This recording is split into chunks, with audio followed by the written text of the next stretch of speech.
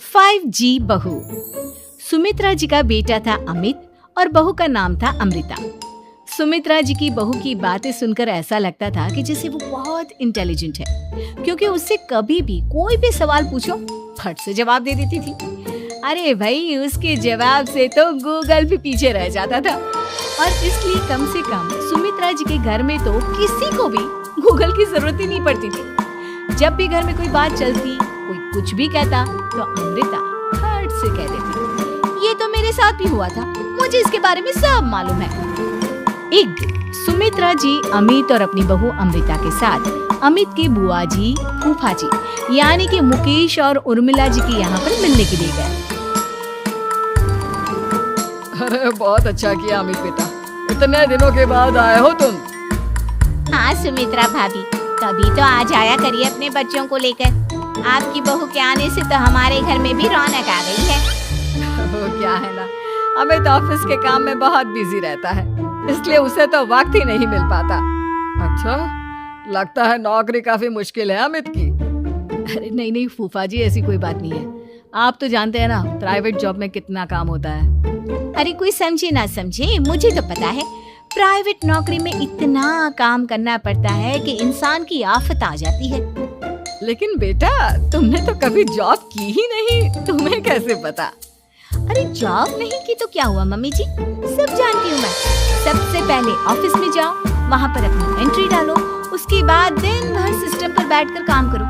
चारों तरफ कैमरे लगे होते हैं, आप अपनी नजर इधर की उधर नहीं कर सकते। उसके बाद दिन भर बॉस की चिक चिक सुनो वो अलग से। यही सब होता है, मुझे ना सब पता है। अरे बहू रानी तो काफी इंटेलिजेंट है, हर बात की खबर है इसको।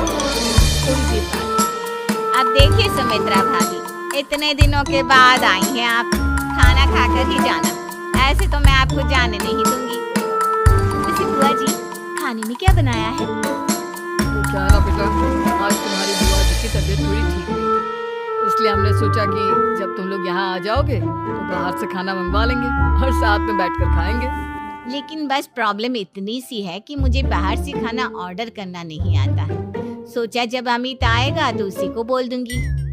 अरे मुझे आता है ना, मैं कर देती हूँ ऑर्डर। बताइए क्या क्या मंगाना है आपको? इटालियन, कॉन्टिनेंटल, इंडियन, पंजाबी सब पता है मुझे। क्या बात है बहू, क्या घर में भी खाना रोज बाहर से ऑर्डर करती हो? अरे नहीं बुआ जी, ऐसी कोई बात नहीं है, बस मुझे ना सब पता है। कोई बात नहीं अमृता, मैं अपने फोन से ऑर्डर कर देता हूँ। क्या बात है, आजकल ऑनलाइन डिलीवरी पर कोई ऑफर नहीं चल रहा है, वरना काफी पैसे बच जाते हैं। कैसी बात करते हैं आप? मैं कह रही हूँ ना, मुझे सब पता है। मुझे एक बहुत अच्छा ऑनलाइन डिलीवरी वाला मालूम है, जहाँ पर 50% ऑफ मिल जाएगा। और आज तो वैसे भी फ्राइडे है ना, फ्राइडे को तो उस पर 50-70% ऑफर मिलता ही मिलता है। क्या बात है, इसके बारे में तो मुझे पता ही नहीं था। अरे बेटा, जिस चीज के बारे में किसी को पता नहीं होता, हमारी बहू को पता होता है। एक काम कर, तू उसी को ऑर्डर करने दे।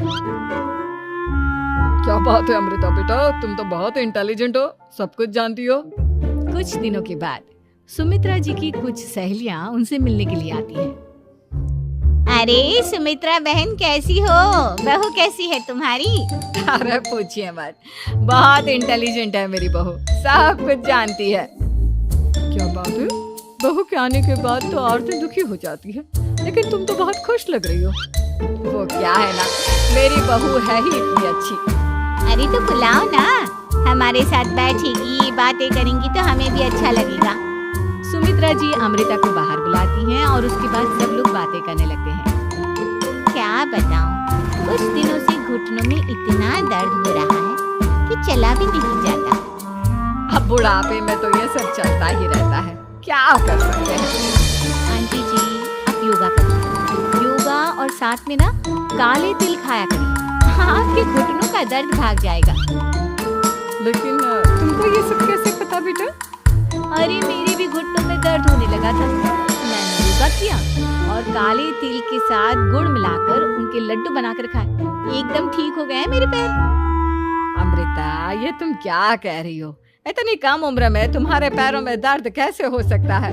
अरे मम्मी जी सच कह रही हूँ, एक बार अगर कोई ये नुस्खा अपना लेना बस मजा आ जाए। ठीक है बेटा, अगर तुम कहती हो तो मैं ये करके देखती हूँ। मुझे सब पता है आंटी जी, ये मेरे साथ हो चुका है, इसीलिए तो बता रही हूँ मैं आपको, ऐसे नहीं बताती किसी को। कुछ दिनों के बाद अमित अमृता को अपने दोस्तों के साथ घूमने के लिए ले जाता है। क्या यार, क्या जिंदगी हो, सारा दिन ऑफिस का काम करते रहो, अपनी हेल्थ पर तो ध्यान ही नहीं दे सकते। अरे क्यों नहीं दे सकते अपनी हेल्थ पर ध्यान, सब दे सकते हैं, इंसान चाहे तो कुछ भी कर सकता है।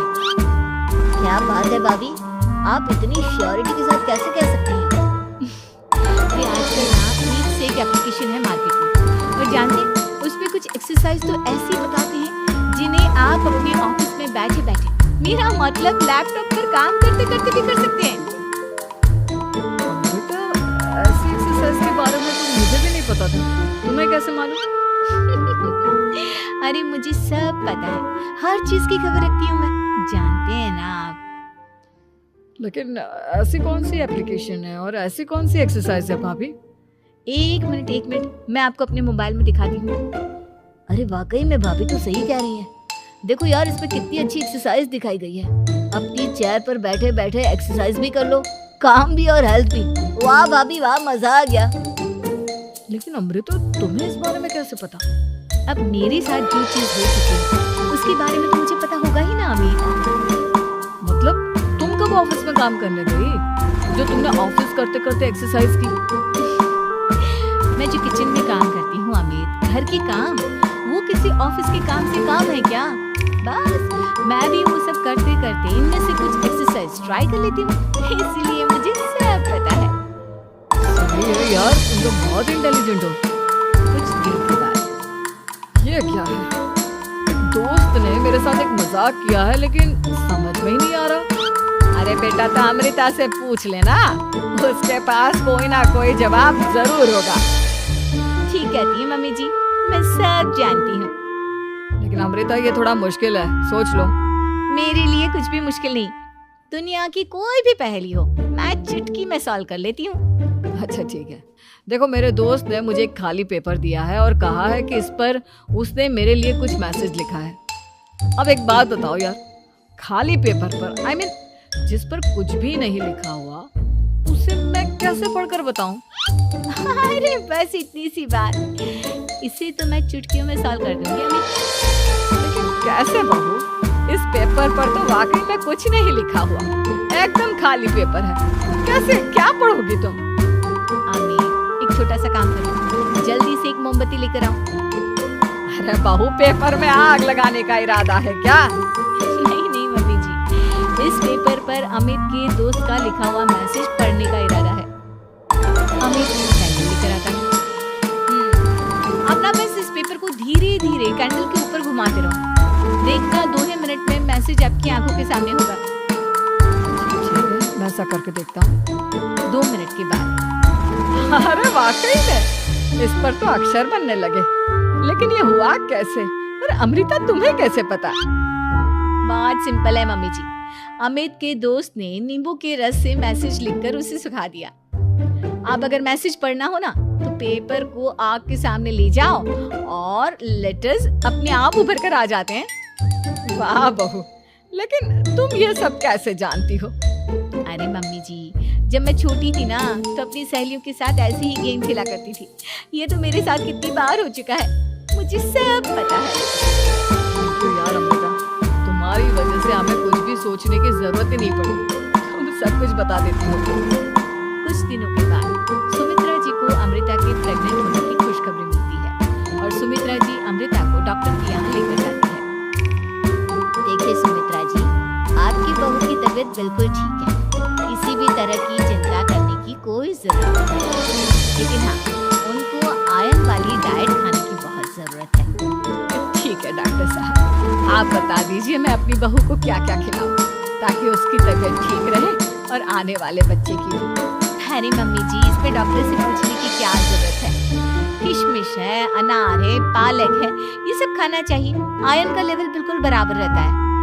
अरे वाह, आपकी बहू तो सब कुछ पहले से ही जानती है। ये तो बहुत अच्छी बात है। देखो, आयरन के साथ तुम्हें कैल्शियम भी खाना होगा।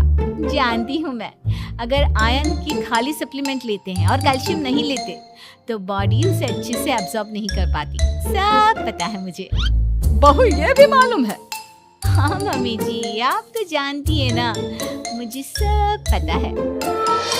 आपकी बहू की बातें सुनकर अच्छा लग रहा है। मुझे ऐसी बहुत कम लड़कियां मिलती हैं जिन्हें इतनी नॉलेज होती है, सारे सवालों के जवाब देती है। और हमारे इंडिया में तो वैसे भी हालात बहुत खराब है। बिल्कुल ठीक कह रहे हैं आप डॉक्टर साहब, लेकिन मैं उन लड़कियों की तरह नहीं हूँ। बहुत ख्याल रखती हूँ मैं हर चीज का। और जानती हैं आप, हमारे घर में तो किसी को किसी चीज के बारे में गूगल करने की जरूरत ही नहीं पड़ती। बिल्कुल ठीक कह रही है अमृता। अरे कुछ भी पूछ लो, इसे सब पता होता है। अरे वाह, तुम तो बड़ी कमाल की लड़की हो। चलो, ये तो बहुत अच्छी बात है, लेकिन फिर भी डॉक्टर की सलाह पर पूरा ध्यान देना चाहिए। वैसे क्या चाहिए तुम्हें, बेटा या बेटी? अरे डॉक्टर साहब, कुछ भी हो जाए, बस बच्चा अच्छे से हो जाना चाहिए। मुझे तो दोनों में से किसी से कोई भी परेशानी नहीं। और सुमित्रा जी, आप? डॉक्टर मैडम, मुझे तो लड़के और लड़की में कभी भेद करने की आदत ही नहीं है। पोता आए या पोती, मेरे लिए तो दोनों एक बराबर है। सुनकर अच्छा लगा। वैसे आप जानती हैं, हमारे यहाँ पर तो लोगों को बड़ी बेचैनी रहती है ये जानने की कि पेट में लड़का है या लड़की। लेकिन विदेशों में ऐसा नहीं होता। हाँ, वहाँ पर तो सब कुछ पहले से ही बता देते हैं ना। ये भी कोई बात हुई भला? लेकिन तुम्हें कैसे पता कि वहाँ पर सब कुछ पहले ही बता देते हैं? अच्छा हाँ, तुम तो सब कुछ पहले से ही जानती हो ना। तुम्हारे साथ तो सब कुछ पहले से ही हो चुका होता है। नहीं मम्मी जी, ये तो मेरे साथ पहली बार हो रहा है, इसलिए मैं ये डायलॉग नहीं बोल सकती। अमृता की बात सुनकर सुमित्रा और डॉक्टर दोनों हंसने लगते हैं।